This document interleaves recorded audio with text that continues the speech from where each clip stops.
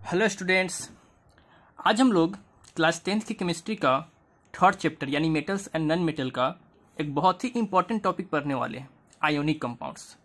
इसमें हम लोग डिस्कस करेंगे आयोनिक कंपाउंड्स होता क्या है, उसके बाद इसका फॉर्मेशन कैसे होता है और इसको हम लोग बनाते कैसे हैं, यानी कि formation of ionic compounds. Ionic compounds form by the transfer of electron from metal to non metal, यानी कि वैसा कंपाउंड जो फॉर्म होता है इलेक्ट्रॉन के ट्रांसफर से, यानी एक मेटल से दूसरे नॉन मेटल में इलेक्ट्रॉन जब ट्रांसफर होता है तो उससे जो कंपाउंड फॉर्म होता है उसको हम लोग क्या बोलते हैं, आयोनिक कंपाउंड्स बोलते हैं। यानी आयोनिक कंपाउंड्स कब बनेगा, जब नॉन मेटल और मेटल आपस में कंबाइन करेगा, यानी मेटल और नॉन मेटल आपस में कंबाइन किया तो जो हमें कंपाउंड्स मिलता है वो कंपाउंड्स मिलता है आयोनिक कंपाउंड्स। ये कैसे बनता है, due to the transfer of electron from metal to non metal, यानी मेटल से नॉन मेटल में इलेक्ट्रॉन के ट्रांसफर होने के कारण से।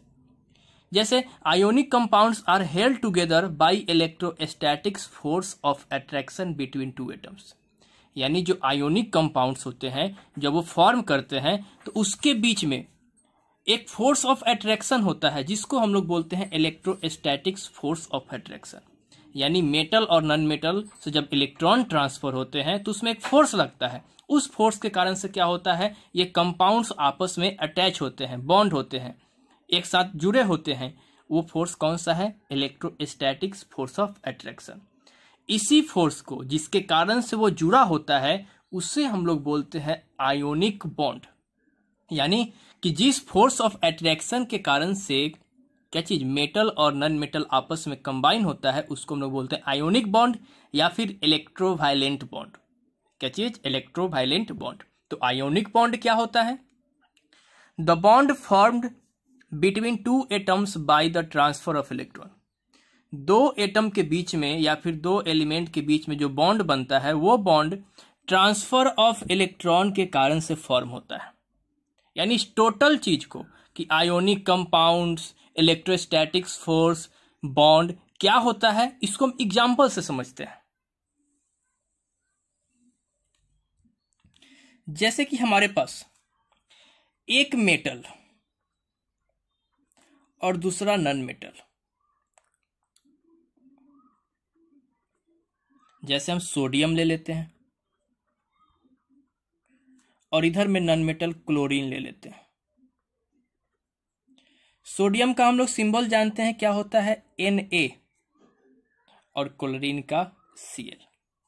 हम इस दोनों में रिएक्शन करवाएंगे और रिएक्शन कराने पे कंपाउंड फॉर्म होगा। तो उस कंपाउंड का फॉर्मेशन कैसे होता है, वो कंपाउंड क्या कहलाएगा, टोटल डिस्कस करेंगे। ये जो सोडियम है, इस सोडियम का एटॉमिक नंबर को हम लोग Z से इंडिकेट करते हैं, वो होता है 11। अगर इसका कॉन्फ़िगरेशन का बात करें तो कितना होगा, 2, 8 और 1।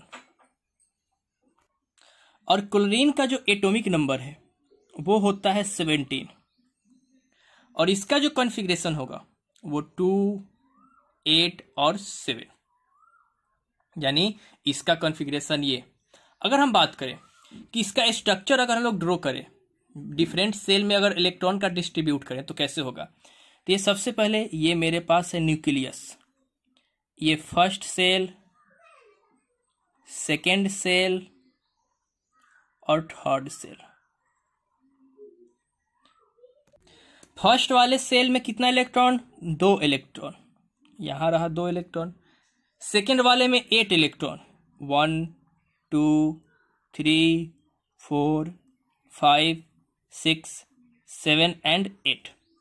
और लास्ट वाले सेल में ओनली 1 इलेक्ट्रॉन। कितना इलेक्ट्रॉन, ओनली 1 इलेक्ट्रॉन। ये इसका क्या हो गया, एक तरह का स्ट्रक्चर हम लोग ड्रॉ कर दिए, सेल में डिस्ट्रीब्यूट कर दिए इलेक्ट्रॉन को। और जो क्लोरीन है उसमें भी कितना होगा, टोटल 1, 2, 3 सेल। ये है किसका स्ट्रक्चर, क्लोरीन का। इसके अंदर वाले सेल में 2 इलेक्ट्रॉन, फिर 8 इलेक्ट्रॉन, और जो आउटर मोस्ट सेल है उसमें कितना इलेक्ट्रॉन, 7 इलेक्ट्रॉन। अब जो मेटल है यानी कि सोडियम, उसके पास टेंडेंसी क्या है, इलेक्ट्रॉन को लूज करने का, यानी ये क्या करेगा, इलेक्ट्रॉन को लूज करेगा। और इसके पास टेंडेंसी क्या है, इलेक्ट्रॉन को गेन करने का। ऐसा क्यों होता है, क्योंकि किसी भी एलिमेंट्स के आउटर मोस्ट सेल में अगर 1, 2 या फिर 3 इलेक्ट्रॉन्स है तो वो क्या करता है, इलेक्ट्रॉन को लूज कर देता है, लॉस कर देता है। और किसी और जिसके आउटर मोस्ट सेल में क्या चीज 5, 6 और 7 इलेक्ट्रॉन्स है, वो क्या करते हैं, इलेक्ट्रॉन को गेन करते हैं। मतलब इसके लिए गेन करना बहुत ही आसान है और इसके लिए क्या है, लूज करना बहुत ही आसान है। मतलब कि जो भी एलिमेंट्स जिसके आउटर मोस्ट सेल में 1, 2 और 3 क्या चीज इलेक्ट्रॉन्स होंगे, वो उसका टेंडेंसी होगा इलेक्ट्रॉन को लूज करने का। तो यहाँ पे जो सोडियम है, इस सोडियम के आउटर मोस्ट सेल में 1 इलेक्ट्रॉन है, मतलब इसको ऑक्टेट पूरा करना है।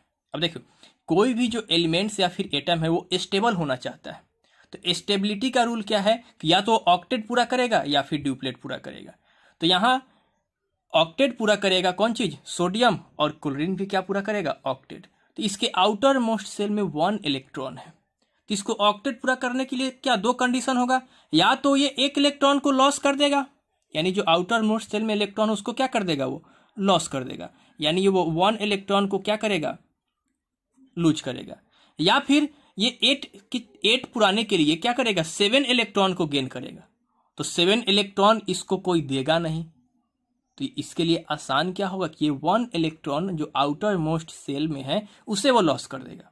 वही है क्लोरीन के पास, क्लोरीन के आउटर मोस्ट सेल में 7 इलेक्ट्रॉन है, तो क्लोरीन क्या करेगा, या तो अपना 7 इलेक्ट्रॉन को लॉस करेगा, तो 7 इलेक्ट्रॉन लॉस करना इसके लिए पॉसिबल है नहीं, क्योंकि 7 इलेक्ट्रॉन कोई दूसरा गेन नहीं करे। तो ये क्या करेगा कि अपना 7 इलेक्ट्रॉन लॉस ना करके किसी से 1 इलेक्ट्रॉन लेगा और अपना ऑक्टेट पूरा करेगा।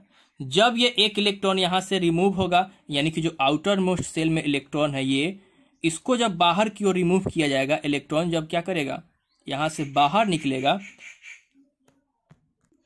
तब ये क्या बनाएगा, तब इसका आउटर मोस्ट सेल पूरी तरह से खाली हो जाएगा। मतलब इसका जो स्ट्रक्चर रहेगा वो सिर्फ और सिर्फ 2 सेल में, एक यहाँ पे 2 इलेक्ट्रॉन, और आउटर मोस्ट में कितना इलेक्ट्रॉन हो जाएगा, टोटल 8 इलेक्ट्रॉन। और क्या लॉस किया है, ये इलेक्ट्रॉन को लॉस किया है। यानी इलेक्ट्रॉन जब लॉस होगा तो इसमें कौन सा चार्ज ज्यादा हो जाएगा, पॉजिटिव चार्ज ज्यादा हो जाएगा, क्योंकि हम लोग जानते हैं कि किसी भी एलिमेंट्स अगर वो न्यूट्रल है तो उसमें नंबर ऑफ प्रोटॉन और नंबर ऑफ इलेक्ट्रॉन क्या होता है, इक्वल होता है। तो 1 इलेक्ट्रॉन ये लॉस करके क्या बनाया, पॉजिटिव में कन्वर्ट हो गया। दूसरा, इसके पास क्या कैपेसिटी है कि इसके आउटर मोस्ट सेल में 7 इलेक्ट्रॉन है, तो ये क्या करेगा, कहीं ना कहीं से 1 इलेक्ट्रॉन को वो क्या करेगा, गेन करेगा। 1 इलेक्ट्रॉन को गेन करेगा, 1 इलेक्ट्रॉन क्या किया, गेन किया, और गेन करके ये अपना आउटर मोस्ट सेल का ऑक्टेट यानी 8 इलेक्ट्रॉन पूरा कर लेगा। मतलब इसका मतलब क्या हुआ कि जो सोडियम है वो सोडियम 1 इलेक्ट्रॉन गेन किया और गेन करके क्या बनाया, सोडियम आयन बनाया। क्या बनाया, सोडियम आयन। ये जो सोडियम आयन है, यानी कि सोडियम आयन ये पॉजिटिव है, तो इसको हम लोग क्या बोलते हैं, कटायन बोलते हैं। क्या बोलते हैं, कटायन। और दूसरा जो क्लोरीन है, वो क्लोरीन क्या किया, 1 इलेक्ट्रॉन कहीं से गेन किया और गेन करके क्या बनाया, Cl- आयन बनाया। इसको हम लोग क्या बोलते हैं, एनायन बोलते हैं, एनायन। अब ध्यान से देखिए, यानी कि ये जो क्लोरीन था, वो क्लोरीन पहले से इसके आउटर मोस्ट सेल में कितना इलेक्ट्रॉन था, 7। 1 इलेक्ट्रॉन कहीं से गेन किया और उसके आउटर मोस्ट सेल में कितना इलेक्ट्रॉन हो गया, 8 इलेक्ट्रॉन हो गया। यानी इसका क्या पूरा हो गया, ऑक्टेट पूरा हो गया। मतलब क्लोरीन में कितना इलेक्ट्रॉन और एक्स्ट्रा गया, 1 इलेक्ट्रॉन, तो ये फॉर्म कर देता है क्या चीज, माइनस चार्ज, यानी कि एनायन। और ये इलेक्ट्रॉन लूज करके क्या फॉर्म कर देता है, प्लस चार्ज, यानी क्या चीज, कटायन। और ये क्या चीज, एनायन। अब ये दोनों कटायन और एनायन आपस में अट्रैक्ट होता है, कटायन और एनायन आपस में अट्रैक्ट होता है और एक कंपाउंड बनाता है, यानी Na+ और साथ में Cl- आपस में अट्रैक्ट होगा और अट्रैक्ट होकर एक कंपाउंड बनाएगा उस कंपाउंड को हम लोग क्या बोलते हैं? Ionic compound. आयोनिक कंपाउंड्स यानी कि कब बना? ट्रांसफर ऑफ इलेक्ट्रॉन के कारण से। सोडियम से इलेक्ट्रॉन ट्रांसफर हुआ तो Na+ में कन्वर्ट हो गया। उसके बाद क्लोरीन एक इलेक्ट्रॉन गेन किया तो क्या बनाया? Cl- ion. एक इलेक्ट्रॉन ने लॉस किया और ये अपना इलेक्ट्रॉन क्लोरीन को दे दिया तो वो क्या बन गया? Cl-। और ये दोनों कंबाइन करके क्या बना? Ionic compound. और इस कॉम्बिनेशन में जो इसके बीच में सोडियम और क्लोरीन के बीच में जो बॉन्ड होता है, जिसके कारण से एक दूसरे से जुड़ता है, उस बॉन्ड को हम लोग क्या बोलते हैं? Ionic bond. Ionic bond. ये बॉन्ड फॉर्म होता है ट्रांसफर ऑफ इलेक्ट्रॉन के कारण से।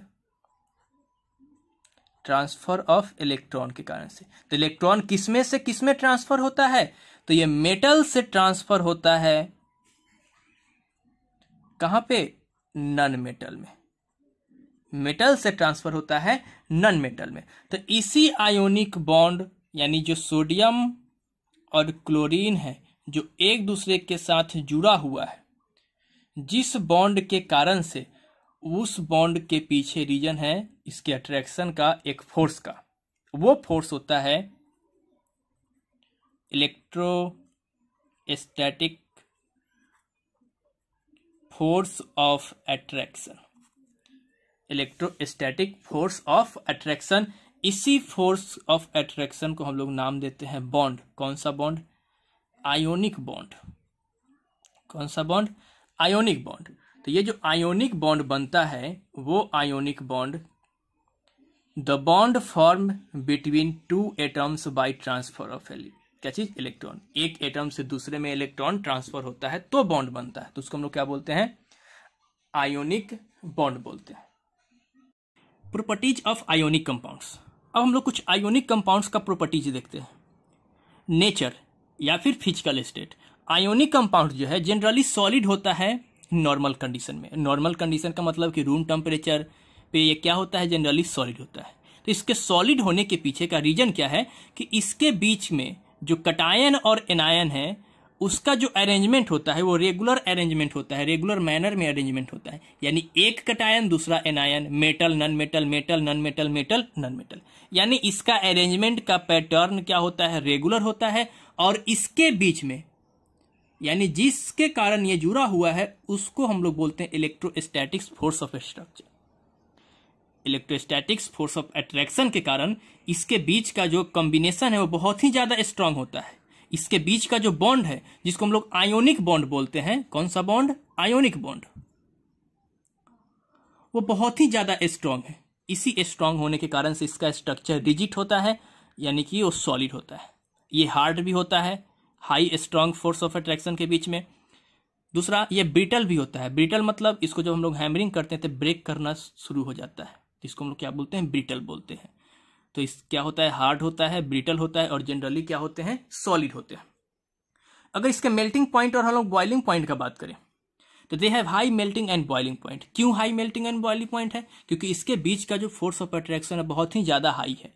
इसको ब्रेक करने के लिए हमें लार्ज अमाउंट में क्या देना पड़ता है? एनर्जी प्रोवाइड करना पड़ता है। जब इसको हम लार्ज अमाउंट में क्या प्रोवाइड करते हैं? एनर्जी। तो इसका बॉन्ड ब्रेक करना शुरू करता है, यानी ये सॉलिड से पिघलकर लिक्विड में कन्वर्ट होना शुरू होता है, जिसके कारण से हम लोग क्या बोलते हैं? कि they have high melting and boiling point.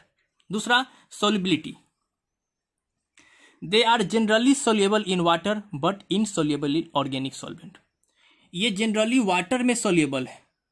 अगर हम इसको वाटर में डिजोल्व करें तो ये वाटर में क्या होता है? सोल्युबल होता है। लेकिन ऑर्गेनिक सॉल्वेंट जैसे कि अल्कोहल वगैरह में इसको हम लोग क्या करते हैं? डिजोल्व करते हैं। एसिड हो गया, इसमें जब इसको हम लोग डिजोल्व करते हैं तो इसमें इनसोल्युबल है, इसमें वो आसानी से डिजोल्व नहीं होता है। तो हम लोग सोल्युबिलिटी की बात करें कि वाटर में सोल्युबल। वाटर एक पोलर कंपाउंड है और जो भी आपका आयोनिक कंपाउंड्स होते हैं वो भी पोलर होते हैं। यानी वाटर और आयोनिक कंपाउंड्स दोनों क्या है? पोलर है। और इसका रूल होता है पोलर डिजोल्व पोलर, यानी पोलर में पोलर ही डिजोल्व हो सकता है, पोलर में नॉन पोलर सब्सटेंस डिजोल्व नहीं हो सकता है। तो जो भी आपका ऑर्गेनिक सब्सटेंस होते हैं वो नॉन पोलर होते हैं, नॉन पोलर। तो नॉन पोलर सब्सटेंस किसमें, पोलर में डिजोल्व नहीं होता है। तो यहाँ पे सोल्युबिलिटी के लिए याद रखना है कि जो वाटर में सोल्यूबल है आयोनिक कंपाउंड्स और इनऑर्गेनिक कंपाउंड जिसको बोलते हैं, और ऑर्गेनिक सॉल्वेंट में सोल्यूबल नहीं है। अगर इलेक्ट्रिकल कंडक्टिविटी की बात करें, they are good conductor of electricity in molten state या फिर in aqueous solution. Molten state का मतलब क्या है कि ये लिक्विड फॉर्म में रहता है, बट इसका जो थिकनेस है, विस्कोसिटी है, वो बहुत ही ज़्यादा, एक तरह गाढ़ा लिक्विड, लिटिल अमाउंट में वाटर ऐड कर दिए तो मोल्टेन स्टेट में चला गया। तो ये जनरली मोल्टेन स्टेट में ही इलेक्ट्रिसिटी कंडक्ट करता है, सॉलिड स्टेट में नहीं। क्यों? क्योंकि अगर हम लोग सॉलिड स्टेट का बात करें तो ये जो बॉन्ड है इसके बीच में फ्री आयंस नहीं होते हैं, जो आयन है वो मूव नहीं करते हैं। लेकिन जैसे इसको हम लोग लिक्विड स्टेट में या फिर मोल्टेन स्टेट में कन्वर्ट करते हैं, वही आयन फ्री हो जाता है, क्या करने के लिए, मूव करने के लिए। तो याद रखना है कि ये जो इलेक्ट्रिकल कंडक्टिविटी है वो ओनली किस में होता है, मोल्टेन स्टेट या फिर एक्वा सॉल्यूशन। क्यों? क्योंकि उसमें ये आयन फ्री हो जाता है। आयन जो है किसका, आयोनिक कंपाउंड्स का, वो फ्री मूव करना शुरू कर देता है। लेकिन सॉलिड स्टेट में आयन क्या होता है, फिक्स होता है, जिसके कारण से इलेक्ट्रिसिटी कंडक्ट नहीं कर पाता है। उसके बाद chemical reactions are rapid in aqua solution, यानी आयोनिक कंपाउंड्स का जो केमिकल रिएक्शंस है वो एक्वा सॉल्यूशन में बहुत ही ज़्यादा रैपिड यानी तेज हो जाता है, फास्ट हो जाता है। अगर हम लोग बात करें कि हाँ NaCl ले लिए, ये सॉलिड है और इसका रिएक्शन हम कोई और कम एलिमेंट से या फिर मेटल से करवा रहे हैं, तो सॉलिड स्टेट में इसका रिएक्शन फास्ट नहीं होता है या फिर रिएक्शन नहीं होता है। इसके लिए हमें चाहिए होता है एक्वा सॉल्यूशन या फिर मोल्टेन स्टेट। इसका रिएक्शन जब हम लोग कराते हैं तो ये रैपिड होता है। तो ये कुछ आयोनिक कंपाउंड्स का क्या था, प्रॉपर्टीज था, जो कि बहुत ही इंपॉर्टेंट है एग्जाम ऑफ व्यू से।